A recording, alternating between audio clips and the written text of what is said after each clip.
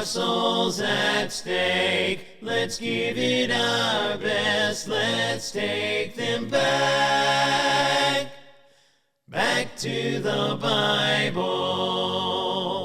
Welcome to the House to House, Heart to Heart School of Evangelism curriculum.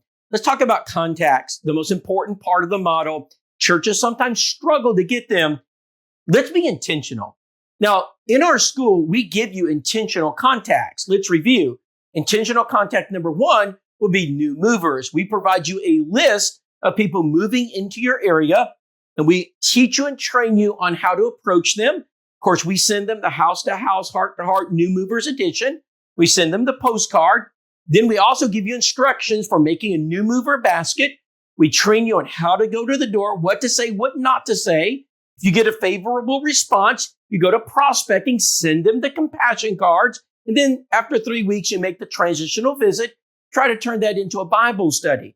Now that's intentional, and we get good results from that. The second one is the unfaithful members. Make a list of everyone who's fallen away over the last 5 years. You can't do them all at once.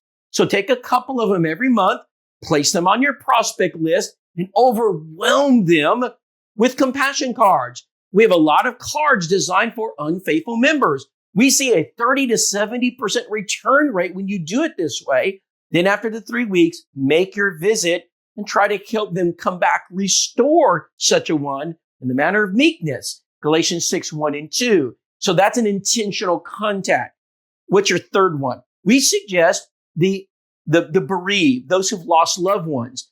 Go to the obituary column or use your members. Make a list of people who've lost loved ones in the last, 3 to 6 months. Put a bereavement basket together. Go visit them. Go just say, hey, our church knows you're hurting. You've lost a loved one, and we would like to provide this gift and let you know we're praying for you. Then send them 3 weeks of cards, compassion cards, prospect them, then go make the transitional visit. It's an intentional contact. Let's go to number 4. What about a new birth? Someone who's had a baby. It's an exciting time. Once again, put your new birth basket together, go to the door, provide the gift, let them know you're praying for the mother, the parents of the baby, and provide an opportunity, just have some dialogue.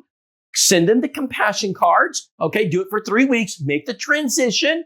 It's an intentional contact. Now, because new births are more difficult to get, very few communities do the birth announcements in the papers. You have to rely upon your members, word of mouth. They've got to listen. And when someone has a baby, get that name and address. That's an intentional contact.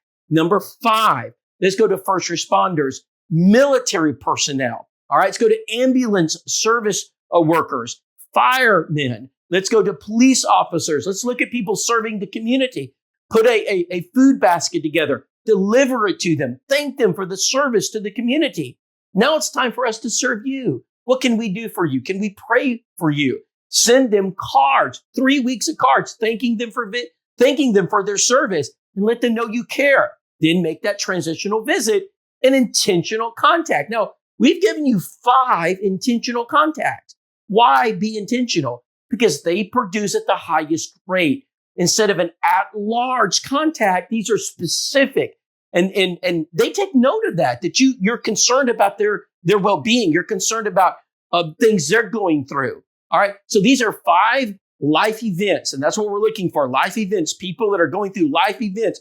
First responders are always going through life events. All right. They see it every day. They're preparing for it constantly.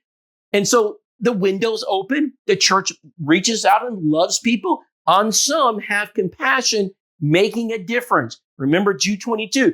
That's what we're supposed to be doing. All right. We want to develop the favor of the people in the church of Christ. Acts 2:47. And when we do that and develop contacts and prospect them, that's how we get our Bible studies. So I pray that you'll implement this in your evangelistic strategy. Be intentional in your evangelistic work. It pays off. Souls are being saved in these churches that are doing this. I hope that you'll have the same success.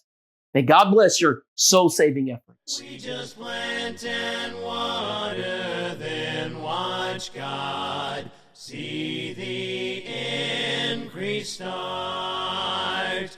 There are souls at stake. Let's give it our best. let's take them back to the Bible.